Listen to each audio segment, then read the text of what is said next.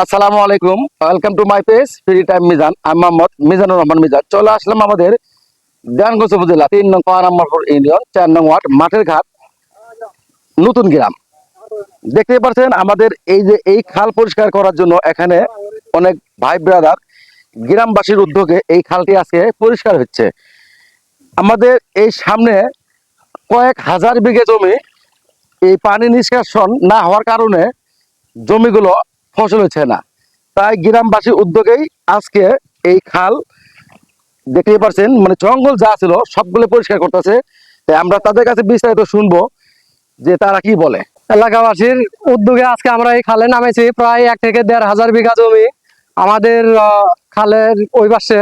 এখন আমরা এই খালটি না কাটলে আমাদের রোয়া ধান লাগানো সম্ভব না।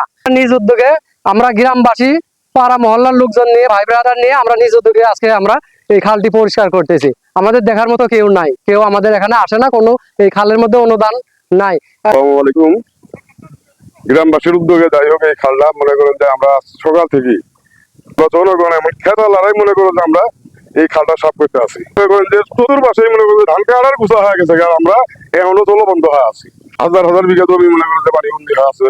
মাঠের ঘাট নতুন গ্রামের যে খালটি আছিল 4 নং ওয়ার্ডের 2 গ্রামের লোক আজকে এই খালটা আমরা পানি নিষ্কাশনের জন্য ময়লা আবর্জনা পরিষ্কার করলাম। এই মানে আমন জমি ধান 1,500 একর জমি, প্রায় 1000 কৃষক আবাদ করে এখানে আমন ধানের।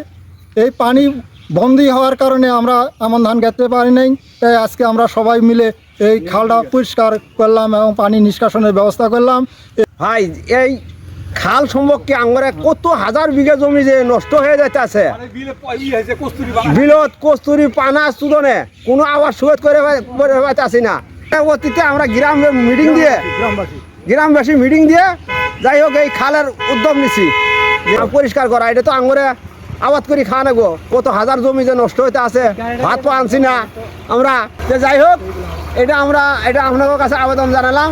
এটা আপনারা ওই পরবর্তীতে বিঘু দিয়ে হোক যেভাবেই হোক এই খাল আমরা কাটি দিতে হবে, আপনাদের কাছে বিশেষ অনুরোধ। খাল সম্বন্ধে ভাই আমরা কতবার আপনাদের কাছে অনুরোধ করেছি, কতবার আমাদের পায়ে পায়ে দাঁড়াচ্ছি। আমাদের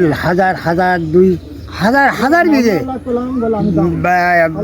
অনেক ক্ষতিগ্রস্ত হয়ে গেছি এবং মানুষের অনেক সমস্যার সমাধান হয়ে গেছে। এই বিলটার মধ্যে কস্তুরি পানা দিয়ে এই এলাকাটা একবারে জমাট হয়ে আছে। তবে যাই হোক ভাই আপনাদের কাছে মেম্বার, চেয়ারম্যান এবং এমপি মন্ত্রী সবার কাছে আমার অনুরোধ থাকলো আপনারা এটা অতি তাড়াতাড়ি আমাদের এই জিনিসটা মেরামত করে দেবেন। এই একটু শেয়ার করবেন যেন এই ভিডিওটি আমাদের সরকার পর্যন্ত, আমাদের প্রতিমন্ত্রী এম রশিদুজ্জামান মিল্লা শেখ পর্যন্ত ভিডিওটি পৌঁছে। সবাই ভালো থাকবেন, সুস্থ থাকবেন। আজকের মতো বিদায় নিচ্ছি। আমি মোহাম্মদ মিজানুর রহমান মিজান। আল্লাহ হাফেজ।